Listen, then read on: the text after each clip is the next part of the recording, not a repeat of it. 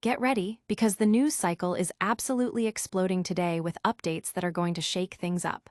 We've got massive shifts in beloved fall flavors, groundbreaking tech teases, and some surprising content deals that are making waves. You do not want to miss what's happening across the board. Let's dive right in.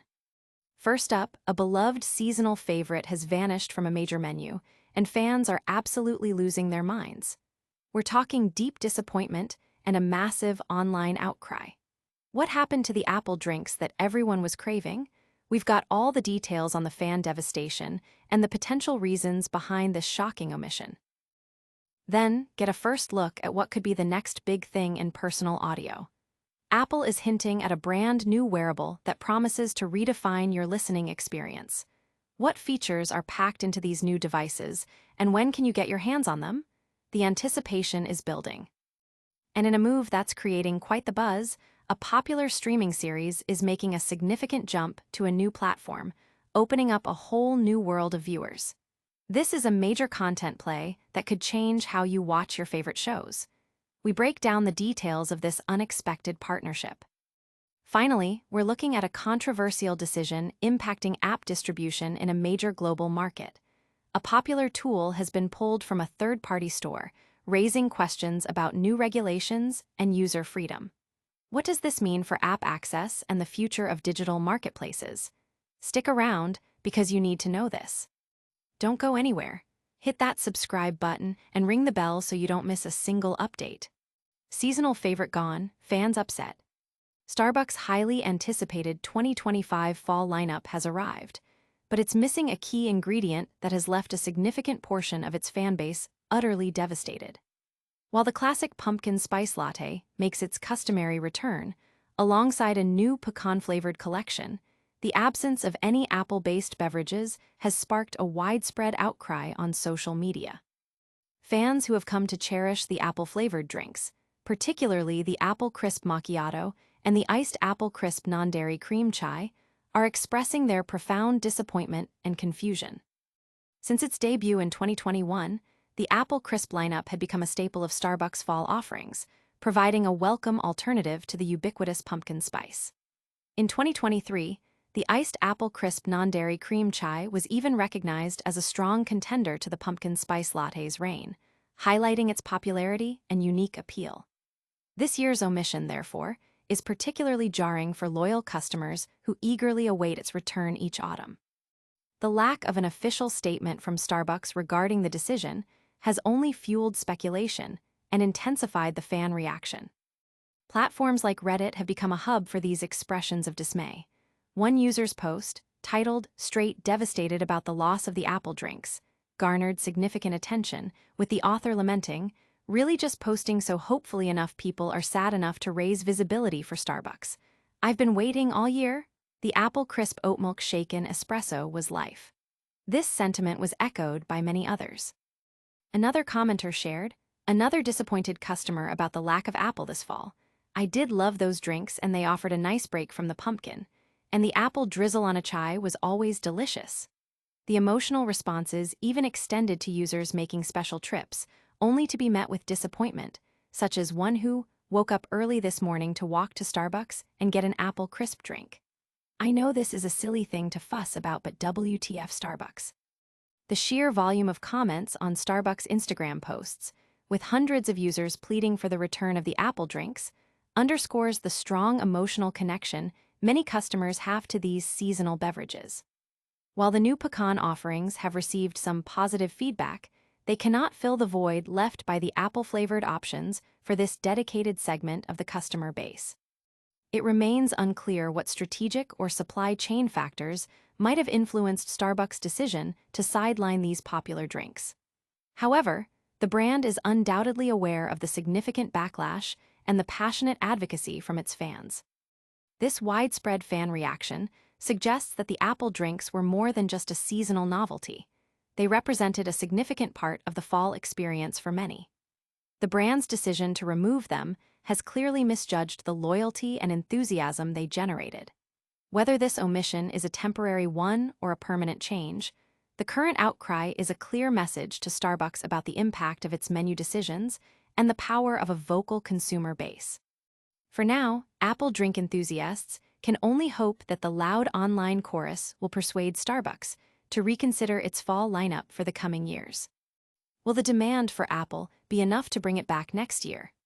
Stay tuned as we uncover the latest on Apple's exciting new tech. Apple's next big audio move revealed. Apple is reportedly gearing up to launch a new iteration of its popular Beats line, with a teaser video recently surfacing that hints at the arrival of the Powerbeats Fit. This development signals a potential evolution in Apple's audio strategy, possibly integrating advanced features seen in its higher-end AirPods Pro and the anticipated Powerbeats Pro 2.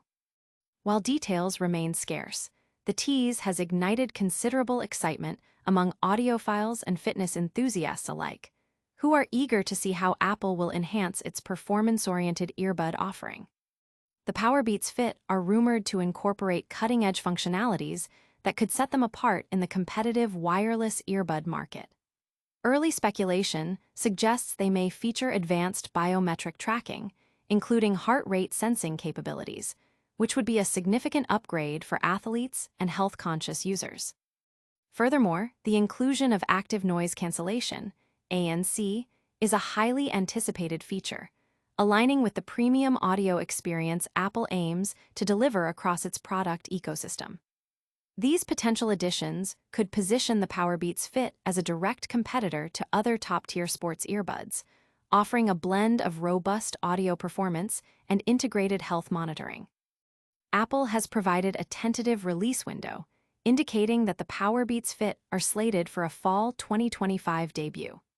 Given that the fall season officially commences on September 22nd, it is plausible that the earbuds will be unveiled shortly after Apple's major September 9th event, which is traditionally focused on the iPhone lineup. This timing suggests that the Powerbeats Fit could be a significant part of Apple's autumn product rollout, potentially being showcased alongside new iPhone models or other accessories. The company's strategy of teasing new products well in advance allows for building anticipation and managing consumer expectations, a tactic that has proven effective in generating buzz for previous launches. The teaser itself, shared on Apple's official YouTube channel, offers a glimpse into the design and potential features of the Powerbeats Fit, though specific technical specifications have not yet been disclosed. This strategic reveal is typical of Apple's marketing approach, creating intrigue and encouraging discussion within tech communities. Industry analysts are closely watching this move, as it could indicate a renewed focus on the Beats brand and its integration into the broader Apple ecosystem. The success of the Powerbeats Pro has set a high bar, and the market will be keen to see if the Powerbeats Fit can build upon that legacy, especially with the inclusion of advanced health tracking and ANC. The anticipation surrounding the Powerbeats Fit is palpable, with many users expressing their hopes for improved fit, battery life, and enhanced audio quality. The combination of fitness-centric features and Apple's renowned audio technology could make these earbuds a compelling option for a wide range of consumers. As fall approaches, all eyes will be on Apple for further announcements and the official unveiling of a product that could redefine the sports earbud category. Could these new earbuds be the ultimate workout companion? Meanwhile, a popular show is making a big move to a new platform, and you won't want to miss the details. Beloved Apple TV Plus sitcom finds new home on BBC. In a significant content acquisition deal, the critically acclaimed Apple TV Plus sitcom, Trying, is set to make its debut on the BBC, offering viewers in the United Kingdom free access to the heartwarming series. The British broadcaster has secured the rights to the first 3 seasons of the show, with plans to air them on television and stream them via the BBC iPlayer platform starting September 8th. This move marks a notable collaboration between Apple's streaming service and a major public broadcaster, expanding the reach of Trying to a wider audience. The agreement, as reported by Deadline, not only includes the initial 3 seasons, but also contains an option for the BBC to acquire rights to future seasons. This is particularly relevant given that Apple officially greenlit a 5th season of Trying earlier this year, suggesting a long-term potential for this partnership. The show, which follows the journey of a couple navigating the complexities of adoption, has resonated with audiences for its blend of humor and emotional depth, making it a prime candidate for broader distribution. This venture represents a first for the BBC in picking up an Apple TV Plus original series. However, such cross-platform deals are becoming increasingly common in the media landscape. For instance, a rival broadcaster, ITV, previously acquired the Apple TV Plus series, Suspicion, for its ITVX streaming service, a deal brokered by sales distributor Fifth Season. This same distributor was reportedly involved in shopping other Apple TV Plus properties like See, Roar, and Servant last year, indicating a broader trend of Apple seeking to monetize its content library beyond its own platform. The strategy of licensing content to other platforms is a well-established practice aimed at increasing viewership and generating additional revenue. Warner Bros. Discovery, for example, made headlines by removing shows like Westworld from HBO Max to stream them on free, ad-supported services. Similarly, the BBC itself has engaged in international partnerships, such as streaming Doctor Who on Disney+. These moves highlight a dynamic industry where content is increasingly fluid, moving between services and territories to maximize its impact and profitability. For Trying, this deal with the BBC is a significant opportunity to capture a new segment of viewers who may not subscribe to Apple TV+. The show's relatable themes and charming execution have earned it a dedicated following, and its availability on a widely accessible platform like the BBC is likely to introduce it to many more households. The success of Trying on the BBC could also pave the way for future collaborations between Apple TV Plus and other broadcasters, further diversifying the distribution models for streaming originals. The acquisition by the BBC underscores the value of Trying as a premium content offering and reflects the growing trend of traditional broadcasters seeking out high-quality, established series to supplement their own original programming. As the streaming wars continue to evolve, such strategic partnerships are becoming crucial for both content creators and distributors aiming to maintain relevance and expand their market share. Could this partnership signal more Apple shows coming to free-to-air TV? And now, let's dive into a surprising App Store controversy brewing in the EU. Apple blocks torrent app in EU amidst regulatory scrutiny. In a move that has stirred controversy within the European Union's burgeoning third-party app market, Apple has reportedly revoked the distribution rights for the iTorrent app, a popular BitTorrent client. The app, developed by Daniel Xitrix Vinogradov, was available through AltStore Pal, one of the more prominent alternative iOS app stores operating in the region. This action by Apple comes at a time when the EU's Digital Markets Act, DMA, is compelling the tech giant to open its ecosystem to alternative app stores and payment systems, making the decision to block a specific app particularly noteworthy. The iTorrent app allowed iPhone users in the EU to download and manage torrent files directly on their devices, a functionality that has historically been restricted by Apple in markets like the United States. However, the DMA, which came into effect last year, mandates that Apple must permit users to install applications from third-party sources and allow developers to distribute their apps through these alternative channels. The removal of iTorrent from AltStore Pal, therefore, raises questions about Apple's compliance with these new regulations and the criteria it is applying to approved third-party apps. According to Torrent Freak, the exact reasons behind Apple's decision remain unclear, and the developer of iTorrent has expressed confusion and frustration. Vinogradov stated that Apple had not communicated any specific issues with his app, leaving him uncertain about the grounds for the revocation. "I still have no idea if it was my fault or Apple's, and their responses make no sense," Vinogradov told Torrent Freak, highlighting a lack of transparency in the process. Apple's response to the developer has been described as a generic message concerning App Store guidelines, offering little in the way of a concrete explanation for the app's removal. Shane Gill, the co-founder of AltStore Pal, has confirmed that the company is actively engaged in communication with Apple to seek clarification. "I can confirm that we are in communication with Apple about this issue. We've told them what's going wrong, and they said they're looking into it, but we haven't gotten any further information as of yet, Gil informed Torrent Freak.